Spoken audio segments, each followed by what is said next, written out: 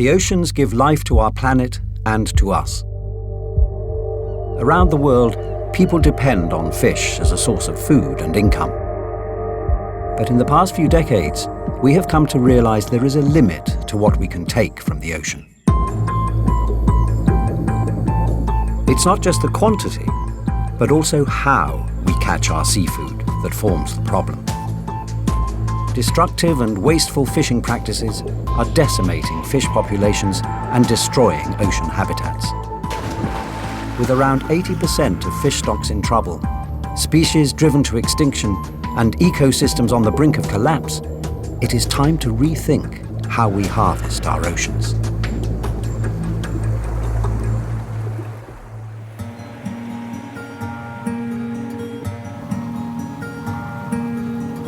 I'm Port Orford, Oregon fisherman.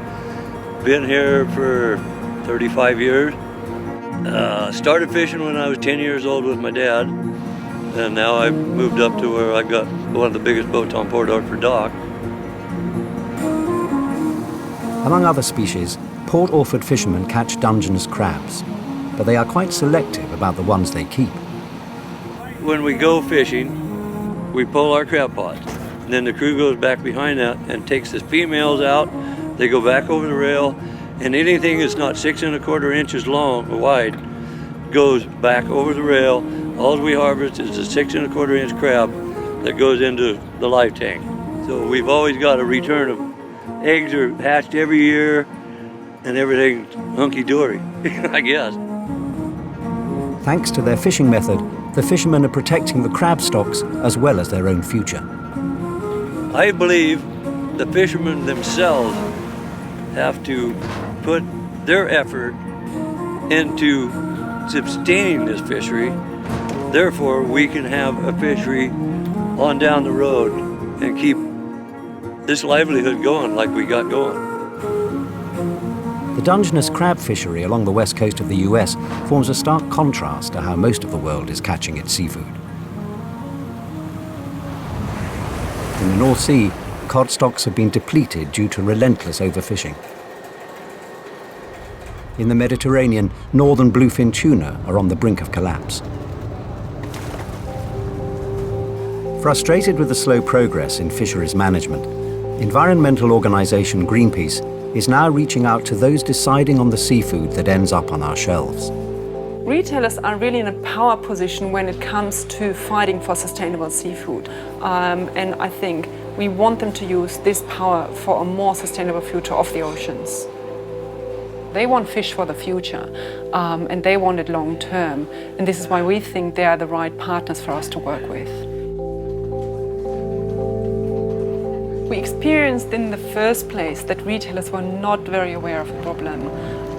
So we presented a lot of information to them to create a basis where they were able to act from. From on that point, we saw a lot of rapid movement. We saw a lot of concern also. People were shocked. They had not heard about this before. One retailer who needed little encouragement is Marks & Spencer in the United Kingdom. It has developed its seafood policy over many years. We had an approach to seafood sourcing where we would check all of the sources of fish that we would buy. It became a little bit more formal when we started having a banned list in our first seafood sourcing policy. We then progressed to starting to engage with industry and our suppliers, talking to fishermen, bringing them into our stores, talking to government, and trying to do a little bit more to influence change for the future, because we were concerned about the long-term future of wild fishing. As part of its campaign, Greenpeace has drawn up red lists of seafood species which should be avoided by both consumers and retailers. It has also created ranking guides judging supermarkets by their seafood sourcing policies. So what is happening, in fact, is that the ones at the bottom of these ranking lists, they want to find out from us, okay, so what can I actually do to get away from the bottom? And at the same time, we've had retailers calling us up and to say, okay, what other little kind of change can I make to get to the first place? And I think that's really, a very nice movement that we have seen over the last years. Greenpeace is asking retailers to take a few important steps to clean up their shelves. Firstly, they should stop selling species featured on Greenpeace's red list. Secondly, retailers should establish exactly which species they are selling and research how and where these have been caught. Thirdly, they need to develop their own rules and criteria for sustainable sourcing. These should include, for example, not sourcing from overfished stocks or from destructive or illegal fisheries. Finally, retailers should clearly label their seafood and provide information about their policy, allowing their customers to make an informed choice. One of the retailers who responded strongly to the Greenpeace initiative is Kaufland in Germany. Innerhalb der letzten 2 Jahre hat sich der gesamte Einkaufsprozess verändert, weil wir ganz anders die Artikel bewerten, prüfen, welche Fische sind nachhaltig gefangen, aus welchen Fanggebieten kommen sie, mit welcher Fangmethode werden sie gefangen, ist es eine Aquakultur, wie sieht die Aquakultur aus, wie wird diese bewirtschaftet. Also der gesamte Einkaufsprozess hat sich seitdem gravierend geändert. Unsere Grundeinstellung hat die Greenpeace-Kampagne nicht verändert, aber sie hat geholfen und dazu beigetragen, nachhaltigen Fischfang entsprechend zu implementieren. Und in die Zusammenarbeit mit Greenpeace hat sehr gute Hinweise gegeben, wie und wo wir uns noch verbessern können.